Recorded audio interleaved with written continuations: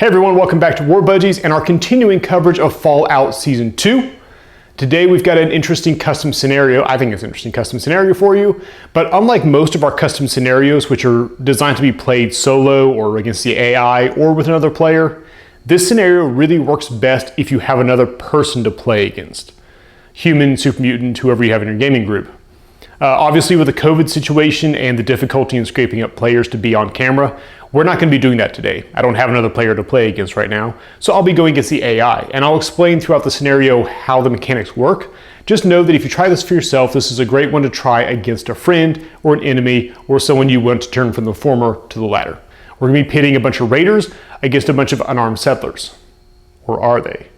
Stay tuned.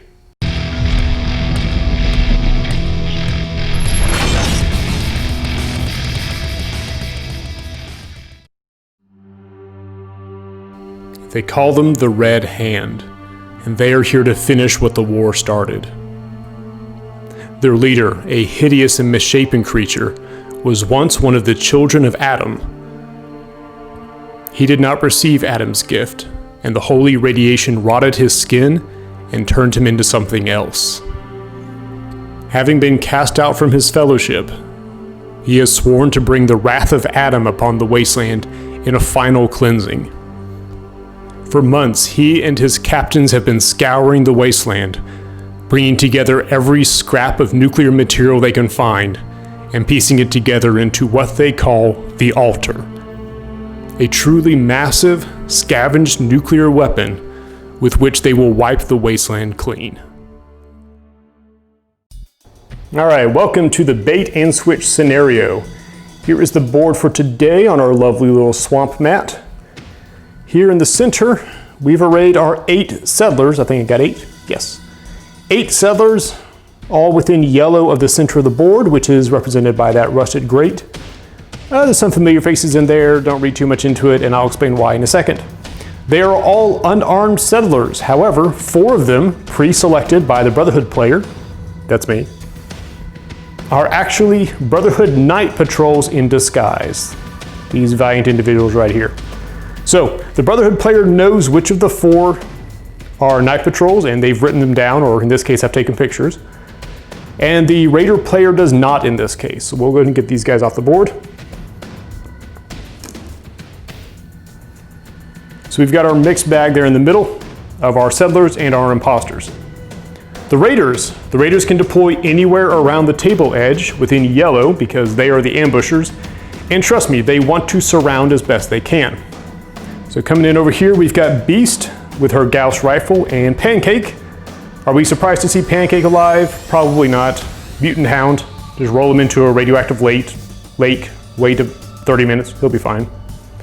So those 2 are here. We've got a stock Raider with a pipe wrench over here. On the back row, we've got, stock Raider with a tire iron. That's the guy with the pipe wrench. Raider with an assault rifle, coming around the bend, Raider with a machete, and Raider with a bolt-action pipe rifle. So they have neatly surrounded the camp. So here's how the scenario works. If you are the Raider player, then your objective is to either capture the four civilians, meaning you have to beat them in melee and not by shooting, or kill the 4 Brotherhood of Steel Knights by any means whatsoever. Either of those will immediately result in a Raider victory. If you are the Brotherhood player, you are seeking to kill at least 4 of the 7 Raiders that are attacking. A bit of a tough ask because points-wise and number-wise, the Brotherhood Knights are outnumbered and all their settler buddies are unarmed. What they do have is the advantage of surprise. So when a Brotherhood Knight is charged, the Brotherhood player can immediately switch out the settler model with the Brotherhood and make a free shot with their laser rifle as if they had just been charged while prepared. Barring that charge move, a Knight will only be revealed when the player chooses to reveal it, which they can do at any time without using an action, or if that model has to take an armor check because the Knights do have better armor than the settlers do. Otherwise, the Brotherhood player can keep their models concealed for as long as they want, and it's in their best interest to keep them as long as possible without compromising their position. So we've got 4 rounds to see who can take out more of the enemy. And we're going to kick things off with Raider turn, since they are the attackers. And we're going to move this Raider in yellow. Raiders do have a green charge distance, which is enough to put her just into contact with what appears to be Sturgis. So she will make a charge move all the way to there. So she finishes her charge and picks up a black die for next turn, as Sturgis calls out, "Oh no, someone call an ambulance." But not for me. Sturgis is one of our Brotherhood Knights who will immediately make a shooting attack in response to that charge. Hitting on 5s with a laser rifle. Oh boy, off to a good start. He'll choose to use the 2 bottles to set the Raider on fire, and will be making 2 energy damage against 1 energy armor. 2 go through. It's quite a surprise as the hot-headed Raider bursts into flames, screaming, and everyone else on the board suddenly starts to get the picture. On the Brotherhood turn, some of the maybe settlers, maybe not, are going to begin to scatter. Moving yellow, and yellow. As a reminder, they cannot leave the board, but they can certainly make themselves scarce. Over here on the back of the board, the crazy person with a pipe wrench is going to step up yellow, and he'll be making a green charge into the back of this gentleman with a scarf. Our civilian in the red coat here, who looks a lot like someone from last season, it's probably not important, is going to duck past that bunch of action and move out here towards the back. And I do believe it's breakfast, because it is time for pancakes. Take a nice loping run at Beast Command, and then we'll make an easy blue charge into the nearest settler. He's looking mighty mysterious. Over on this flank, we'll start to move in with the machete-wielding maniac, moving up yellow, and then making a green charge into this fool with a baseball bat. And by this fool with a baseball bat, what I mean is this fool with a laser rifle. Free shot laser rifle hitting on 5s. Ooh, that was a good one. 4 damage against 2 armor. All right, he takes 2. The Brotherhood turn, this very helpful individual is going to charge in and do his absolute best not to embarrass himself in front of his new Brotherhood buddies. He is unarmed, which is 1 green die. He's going to have another green die for his friend, and then a black die for his charge. And being a settler, he's hitting on 3s. He's not hitting anything today. But now that the Brotherhood start to reveal themselves, Beast is going to step into the action. Making her VATS roll, she gets 1 extra action. For her action, she's going to move up 1 for regular, which is going to prime the Gauss rifle up to damage 4, and she'll take a shot into this combat right here. If you really want your employer to value your life, don't work for the Raiders. Hitting on 10 since she is shooting into combat. That is a hit. On a 1 or a 3, she hits her target. On a 2 or 4, she hits her employee. Oh, it's going to be an awkward day. And in what has to be a surreal and terrifying moment, the screaming, flailing, on-fire Raider is suddenly vanished in a puff of red mist. But now that her scope is clear, she'll take her quick action as a snapshot on the Brotherhood. Hitting on 6s for the quick action. No, not today. Our Brotherhood Knight here is going to swing with his baton into the Machete Maniac, since he has some backup here. Hitting on 4s with a bonus green die for having a friend. Oh, good friend. 3 damage against 2 armor. Wow, all right. As he knocks the Raider's legs out from under him, turns and looks at the settler. Son, have you ever thought about joining the Brotherhood? But there's no time for idle conversation right now, as he's going to put his second attack with the laser rifle into Beast. You have to respect someone who knows where the XP is at. Hitting on 5s. Not on a 7. That would have been a good shot though. Our pipe rifle boy, he understands he's not likely to win a shootout, but he is better armed for range than anything else. We'll move up 1. and take shots into that same Brotherhood.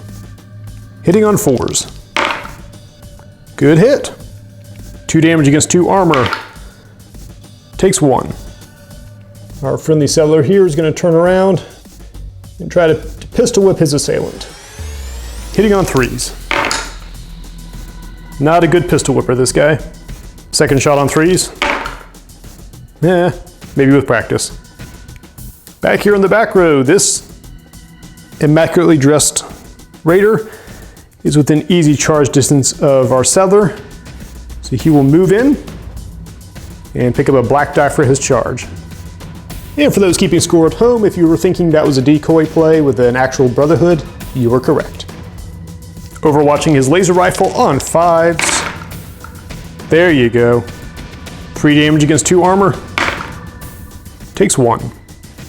But the Raider now gets to finish his charge with a black die for charging on 5s. No. I mean, it's understandable he'd be a little disoriented, but still. Our heroic knight here is going to make a short charge into Pancake and get to make 1 attack with his baton. He's got 2 green die for the baton, he's got another green die for having a mysterious stranger nearby, and a black die for the charge. Hitting on 4s. Didn't need any of those die. 3 damage against Pancake's 1 armor. Pancake takes 2. Alright, the only members left are on Team Brotherhood. So our enslaved slash freed slash liberty in question tech. Let's make a break for the backfield. And our stranger of mysteriousness will try to kick and punch at the enormous dog. He gets a green die for having an ally nearby. He's hitting on 3s. Oh, good thing. 1 damage against 1 armor. 1 damage. He's going to straighten his fedora and kick him again. Another good hit. Our settlers are oddly scrappy today. I kind of like it. 1 damage against 1 armor. And it goes through. All right, at the bottom of turn 1, things are looking kind of interesting for the Brotherhood here. Look at the graveyard. We've lost 2 Raiders. No Brotherhood have died and none have been captured. 3 of them have been revealed. The 4th one is still somewhere in the board, which means Beast just can't start shooting anyone she likes. Because again, if they kill a settler, the scenario ends in a draw. So we're gonna move on. We'll see if the Brotherhood can keep this momentum or if the Raiders will overwhelm them.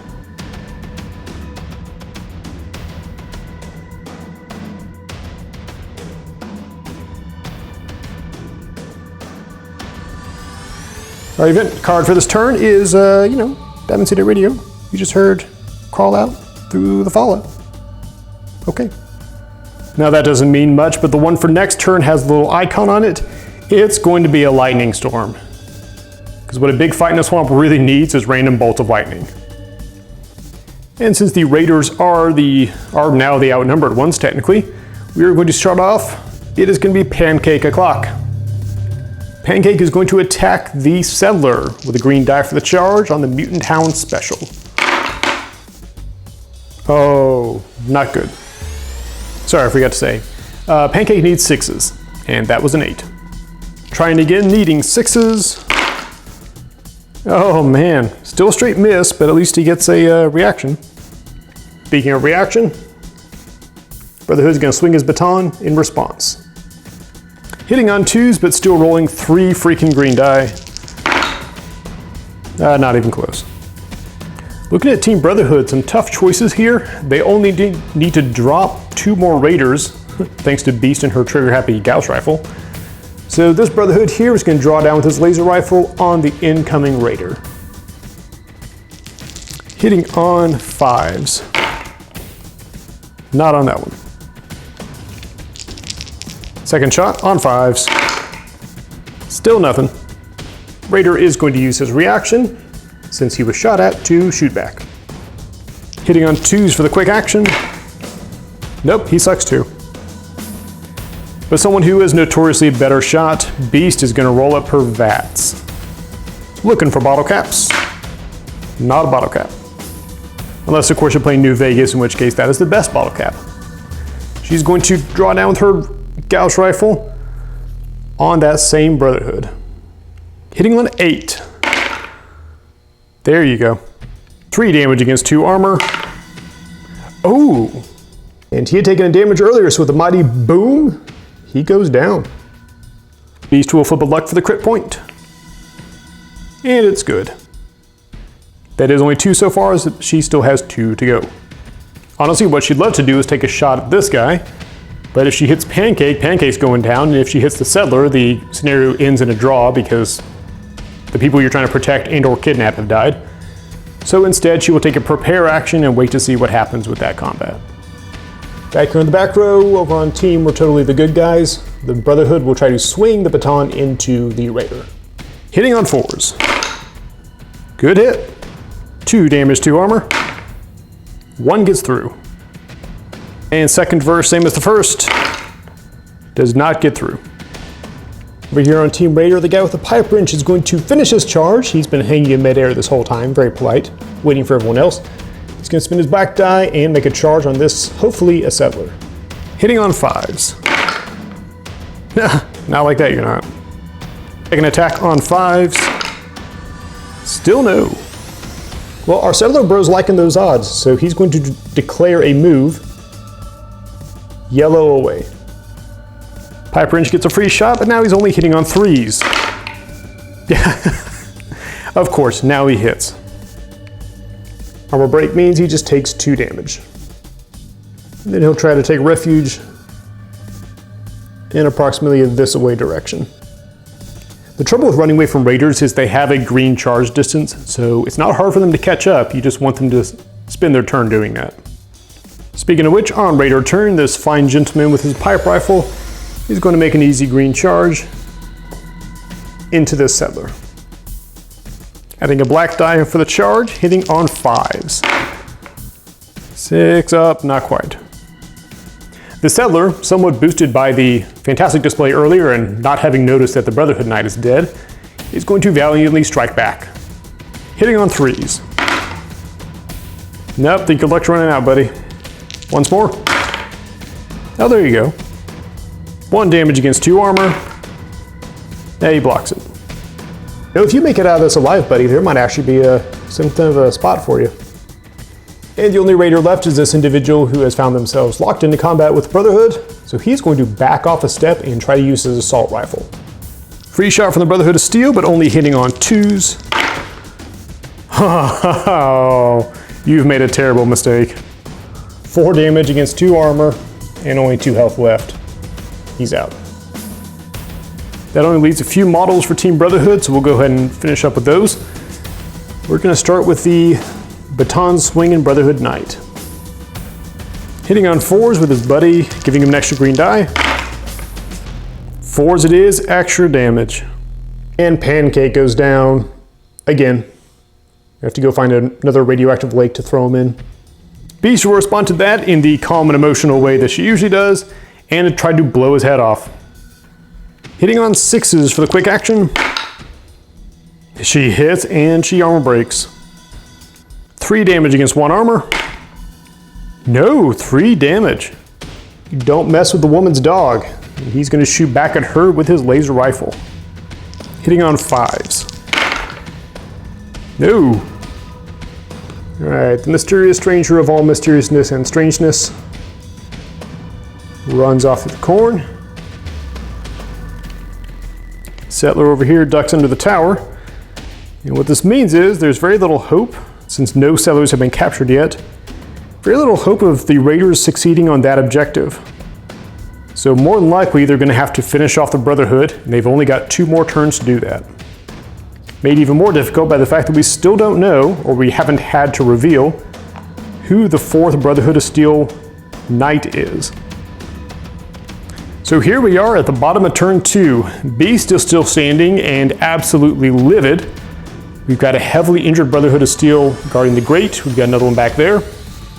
And a couple of Raiders and a poor Settler. I say poor Settler, he's been holding his own. And then a couple more Settlers dotted around running for the hills. Once again, one of them is going to be the Brotherhood Knight, but he has not been forced to reveal himself yet.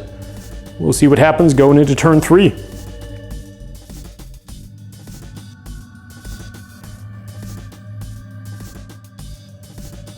Starting turn 3, looking at the graveyard, we've dropped 1 Brotherhood of Steel and 3 Raiders. No, Pancake does not count as one of the Raiders. So really we need 1 more Raider casualty or 3 Brotherhood to end the match conclusively. As a reminder, moving into turn 3, at the end of this turn we are rolling for the Lightning Storm. That's going to be important because if one of these settlers takes a wrong bolt to the head, then that could end the scenario. However, the Raiders are still the underdog, so we're going to open up with Beast, who is quite angry but has people in her sights. Rolling for VATS. No VATS. The stolen Pip-Boy keeps glitching out. So she's simply going to take a shot at this guy and see if she can drop him for good. Hitting on 8s. Oh boy. Has 3 damage against 1 armor, so he goes down. And she picked up 2 crit points off that. So she's going to rack the rifle and send the crit into this guy way out back. So it's an automatic hit, automatic 3 damage plus 4 damage plus 3 dice. Oh, this is going to be gnarly. So 4 damage, 1 armor break against armor 2, and he has 4 health. So anything but a 1 and this guy's dropping. Oh, unbelievable shot. Insert crit noise here. As a sniper shot all the way across the field, drops this knight. Our big time hero guy is going to keep kicking and punching and trying to seize the victory. Hitting on 3s. Look at this guy. 2 damage against 2 armor. He takes 1. Second attack on 3s. Just not quite. Here's people running all over the place. So this guy is going to head to the back. Trying to run down the free tech before he gets too far away. Did I say free tech? I meant the last Brotherhood Knight. He's going to seize on this opportunity and try to drop this Raider. Hitting on 5s. Oh no. He's got the Lancer's rifle from last game. Hitting on 5s. Oh, there you go.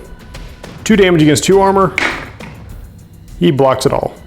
And of course now everybody has a target, they just have to drop that guy. There's not really much use in chasing the settlers anymore. So he is going to declare a yellow move away from this crazy settler. Settler hitting on 1s. How does he do it? 1 damage against 2 armor. He blocks it. Raider turns and moves towards the Brotherhood and the settler waves his fist. Yeah, you better run. He's going to take a long range shot with his bolt action pipe rifle through the fence. It's going to count as cover. Hitting on 2s. He does not. Our last 3 settlers are all kind of making a run for this abandoned board edge. They're not really in play anymore, we hope. Let's roll some lightning. We randomly rolled to select model. We got this settler over here who will take 1 energy damage if there are 2 bottle caps showing. Nope. And our Brotherhood of Steel holdout. Same thing. No. But the card does not go away, and at the end of turn 4, if the game is not resolved, then we'll roll for it again.